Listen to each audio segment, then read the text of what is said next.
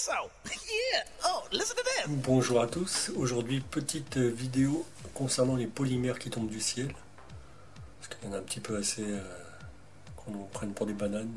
Là c'est en Islande, juin 2013. Là c'est à Madrid, donc des polymères plastiques chargés de différents produits tombent du ciel et des avions. Là c'est en Allemagne en 2012, vous avez bien vu que c'était en France après les analyses. Il y en a eu en Australie, voilà, comme ici par exemple, mais il y a eu des épisodes bien pires. Il y en a eu aussi en Argentine, comme on le voit ici. Enfin bon, on a des vidéos de quatre coins de la planète. On va donc rejeter un œil sur ces filaments. Donc le laboratoire Analytica, à la demande de l'Axepica, a analysé ces polymères qui tombent du ciel. Alors ce sont les mêmes aux quatre coins de la planète, faut pas se faire d'idée. Ça a été analysé en Espagne lors d'une émission récemment, et ainsi de suite.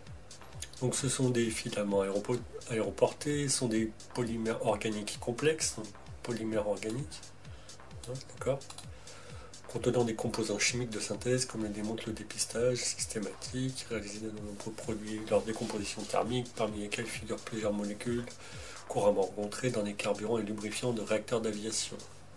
Les 4 échantillons étudiés contiennent plusieurs composés aromatiques toxiques synthétiques, phtalates, et 3 d'entre eux contiennent du DEHP, un représentant de cette famille de produits chimiques particulièrement redoutés à cause de ses propriétés de perturbateurs endocriniens. Voilà, donc il y a un problème de santé, il serait temps d'alerter, vous pouvez relire le rapport, il a déjà fait un peu le tour de la planète. Moi j'ai trouvé sur le site de l'université de Rennes un cours sur les polymères.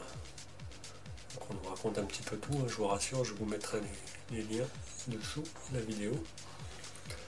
On nous parle de polymères organiques, donc c'est exactement les mêmes qu'on a vu chez Analytica, il n'y a aucun problème. Polymères organiques, voilà.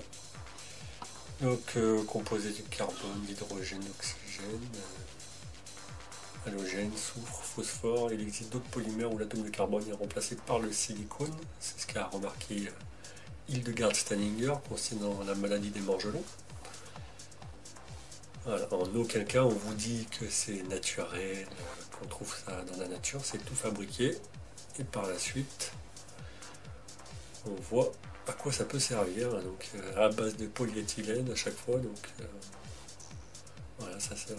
Il y a des différents brevets avec des appellations, sac plastique, réservoir de voiture, bouteille, flacon, bidon, le polypropylène, le polychlorure de vinyle, ainsi de suite, polystyrène.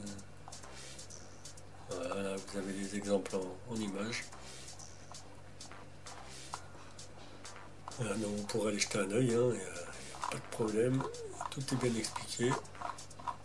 Et donc ces polymères, pour ceux qui croient encore, n'ont rien à voir avec de la toile d'araignée. Donc la soie d'araignée est surtout composée de fibroïne, une protéine fibreuse dont la composition et la structure confèrent au fil de soie ses qualités. Voilà, et sinon riche en alanine. Pareil, je vous rajouterai le lien. On a des petites références du CNRS et ainsi de suite. Voilà, en aucun cas dans les analyses d'Analytica, sur les 76 pages qui composent les résultats, vous trouverez ces termes d'alanine, de protéines fibreuses, la fibroïne. Vous ne trouverez pas ça. Pourtant, c'est bien plus simple à trouver que les milliers, centaines de composants qu'ils ont pu vous trouver chez Analytica. Donc il est temps de prendre tout ça au sérieux. Et d'ailleurs c'est tellement sérieux que ces histoires de DEHP ont été citées dans un reportage récemment qui s'appelle Océan de plastique. Il y a une chercheuse qui a fait des études sur ces phtalates et en particulier le DEHP qui est un des plus virulents. Et vous allez donc voir ce que ça donne en vidéo.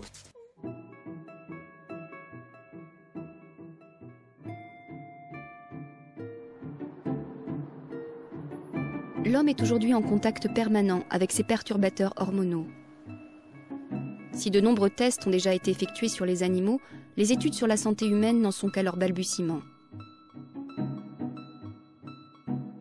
Shanna Swan est épidémiologiste. En 2005, elle se lance dans l'étude des phtalates, un troisième additif chimique au plastique. Elle sélectionne des femmes avec un taux de phtalates élevé dans l'urine et observe leurs effets sur les nourrissons mâles. Ces phtalates, surtout les plus inquiétants, sont ce qu'on appelle anti-androgènes.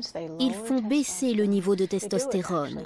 Ils le font aussi sur des adultes, mais c'est plus important quand cela arrive dans le ventre de la mère parce que les changements qui interviennent à ce moment-là durent la vie entière.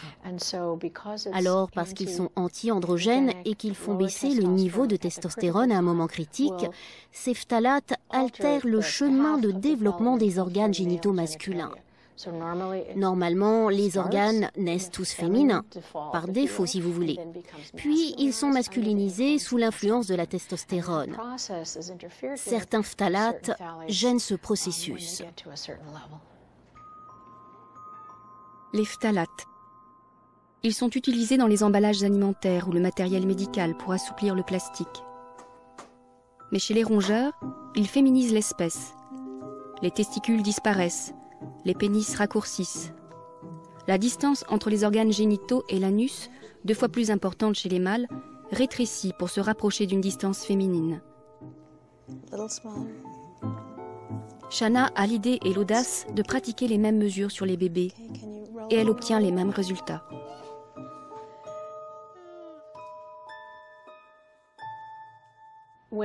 Quand les quantités de DEHP, considérées comme le phtalate le plus toxique, sont importantes dans l'urine des mères, alors les garçons ont plus de risques d'avoir des testicules qui ne descendent pas dans le scrotum et ont tendance à avoir un pénis plus petit.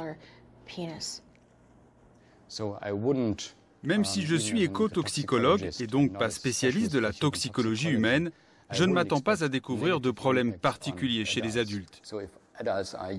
Si des adultes boivent de l'eau en bouteille, il n'y a absolument aucun danger.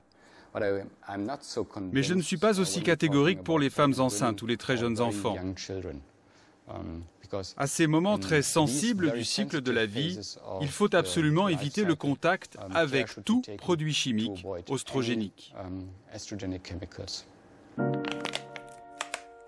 Les produits plastiques contiennent des substances qui peuvent éventuellement migrer, mais dans des quantités infinitésimales, des quantités qui sont inférieures, très nettement inférieures aux normes. Alors certains scientifiques utilisent des processus opératoires qui ne sont pas justifiés et qui donnent des émotions qui sont reprises malheureusement par des médias et qui font une peur infondée dans la population. Mais bon, on est en démocratie, chacun peut s'exprimer.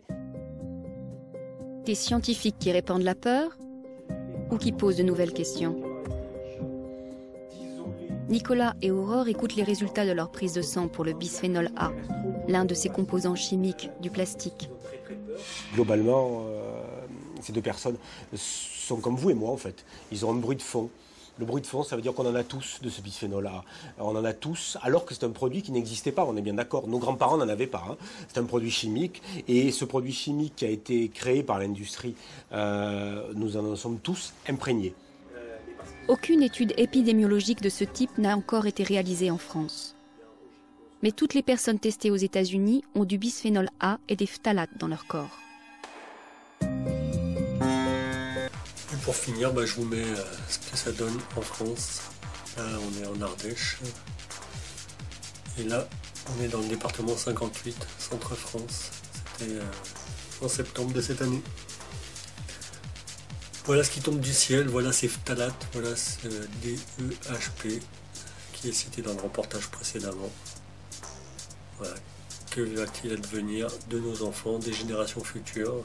Ce sera peut-être que des femmes. Voilà, c'est quoi le but, c'est quoi le projet? Renseignez-vous, mais arrêtez de laisser faire, une bonne fois pour toutes.